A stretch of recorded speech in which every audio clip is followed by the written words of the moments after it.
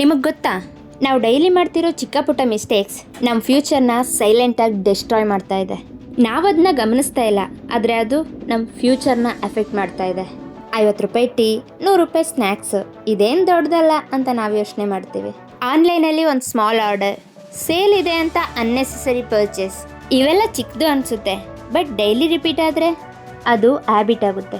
ಒಂದು ದಿನಕ್ಕೆ 100 ರೂಪಾಯಿ ವೇಸ್ಟ್ ಆದರೆ 1 ಮಂತ್ಗೆ 3000, 1 ಇಯರ್ಗೆ 36,500.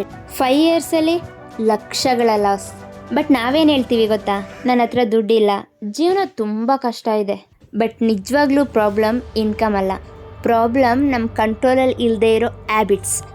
ದುಡ್ಡು ಬರೋದು ಇಂಪಾರ್ಟೆಂಟ್ ಹೌದು, ಆದರೆ ಅದನ್ನು ಹ್ಯಾಂಡ್ಲ್ ಮಾಡೋದು ಅದಕ್ಕಿಂತ ಇಂಪಾರ್ಟೆಂಟ್. ಯಾರು ರಿಚ್ ಆಗ್ತಾರೆ ಗೊತ್ತಾ, ಹೆಚ್ಚು ದುಡ್ಡು ಅರ್ನ್ ಮಾಡೋರಲ್ಲ, ಸ್ಮಾರ್ಟ್ ಡಿಸಿಷನ್ ಮಾಡಿದವರು. ಸ್ಟೆಪ್ 1, ಫಸ್ಟ್ ಅವೇರ್ನೆಸ್ ಕ್ರಿಯೇಟ್ ಮಾಡಿ. ಡೈಲಿ ಎಷ್ಟು ಸ್ಪೆಂಡ್ ಮಾಡ್ತೀರಾ ನೋಟ್ ಮಾಡಿ. ಸ್ಟೆಪ್ 2, ಇಂಪಲ್ಸ್ ಸ್ಪೆಂಡಿಂಗ್ ಸ್ಟಾಪ್ ಮಾಡಿ. ಒಂದು ಕ್ವೆಶನ್ ಕೇಳಿ, ಇದು ನಿಜವಾಗ್ಲೂ ಬೇಕಾ? ಸ್ಟೆಪ್ 3, ಸೇವಿಂಗ್ ಹ್ಯಾಬಿಟ್ ಸ್ಟಾರ್ಟ್ ಮಾಡಿ. ಡೈಲಿ 50 ರೂಪೀಸ್ ಆದರೂ ಸೇವ್ ಮಾಡಿ. Consistency is greater than amount. ಇವತ್ತು ನೀವು ಚೇಂಜ್ ಆದರೆ ನಾಳೆ ನಿಮ್ಮ ಲೈಫ್ ಕಂಪ್ಲೀಟಾಗಿ ಡಿಫ್ರೆಂಟ್ ಆಗಿರುತ್ತೆ.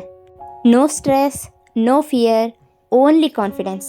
ನೆನಪಲ್ಲಿ ಇಟ್ಕೊಳ್ಳಿ, ನಿಮ್ಮ ಸ್ಯಾಲ್ರಿ ನಿಮ್ಮ ಲೈಫ್ನ ಡಿಸೈಡ್ ಮಾಡಲ್ಲ, ನಿಮ್ಮ ಹ್ಯಾಬಿಟ್ಸ್ ಮಾಡುತ್ತೆ.